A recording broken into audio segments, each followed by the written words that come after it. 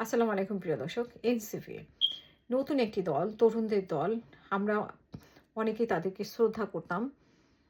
হ্যাঁ, করতাম এই কথাটাই বলছি। কারণ এখন তাদের প্রতি তাদের মানে অনেক ব্যাপারে অনেক বিতর্ক আছে।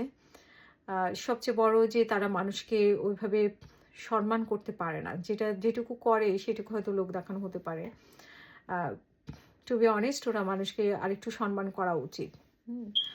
আর সেটা আসলে কতটুকু পারবে জানি না। কিন্তু যাই হোক আমি সেই ব্যাপারটাতে পড়ে যাই। ওদের দুর্নীতি, ওদের সম্মান করা মানুষকে আ মানে নিজেদের আসলে হয় কি আ ওরা নিজেকে দক্ষ রাজনীতিবিদ প্রমাণ করতে চায় যে অনেকেই বাচ্চাদের দল বলে ওদেরকে ছোট করতে চায়। ততই বেশি ওরা প্রমাণ করতে চায় কথাবার্তার মাধ্যমে যে না ওরা ওই ছোট জায়গায় না। ওরা যথেষ্ট পরিপক্ক।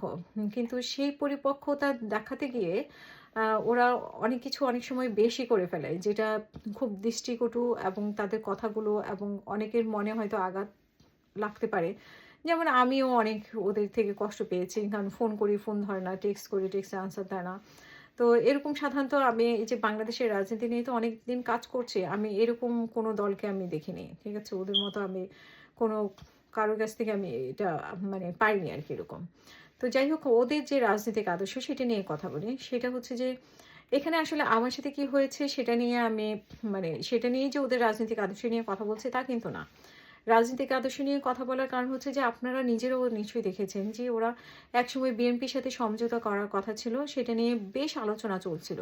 এক পর্যায়ে সমঝোতা হয়নি। তখন ওরা বলছে যে, "না, আমরা কারো কাছে বিক্রি হব না।" এরকম কথা তারা বলেছে। তারপরে তারা নাহিদ ইসলাম ঠিক আমার মনে হয় ২-৩ সপ্তাহ আগেই বলেছে যে, "আমরা নির্বাচনে জেতার জন্য ক্ষমতায় যাওয়ার জন্য আমরা নির্বাচন করছি না। হাকে জয়যুক্ত করার জন্য আমরা নির্বাচন করছি।" ঠিক আছে? তারপরে এখন আবার শুনতেছি তাদের সাথে জামাতের সাথে এক ধরনের কথাবার্তা চলছে। জামাতের সাথে সমঝোতা এবং এই নিয়ে ক্ষোভ তৈরি হয়েছে তাদের নিজেদের মধ্যে। অলরেডি কয়েকজন প্রস্তুতিও নিয়েছে যে তাদের দল ছেড়ে চলে যাবে বা আরো একজন মনে হয় করেছে অলরেডি।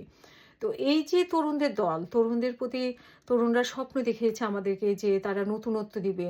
তো আমি ভেবেছিলাম যে আমার সাথে হয়তো খারাপ ব্যবহার হয়েছে কিন্তু অন্যদের সাথে ভালো ব্যবহার বা বাংলাদেশের মানুষের সাথে, বাংলাদেশের জনগণের সাথে হয়তো ভালো ব্যবহার হবে। সো তারা একটা ভালো একটা সিদ্ধান্ত নিতে পারবে। তরুণদের থেকে হয়তো আমরা আসলে বুড়া হয়ে গেছি। আমরা হয়তো অনেক কিছু জানি না, বুঝি না। তরুণদের থেকে আমরা শিখবো, রাজনীতি শিখবো, কথাবার্তা শিখবো বা এই যে রাজনীতির কৌশলগুলো শিখবো। কিন্তু আসলে আমরা দেখলাম যে যখনই ওদেরকে বিশ্বাস করতে যাই, তখনই দেখি যে ওদের মত পরিবর্তন হয়ে গেছে। ওরা যে কখন কোন মতে বিশ্বাসী সেটাই বুঝে উঠতে পারে না। ওরা খুব একটা স্থির থাকে না কোনো কিছু, কোনো সিদ্ধান্তে। তা আমার মনে হয় যে একদম নির্বাচনের আগ পর্যন্ত ওদের সিদ্ধান্ত এই টলমল করতে থাকবে। তো দেখা যাক কি হয়। আমরাও দেখি, আপনারাও দেখেন।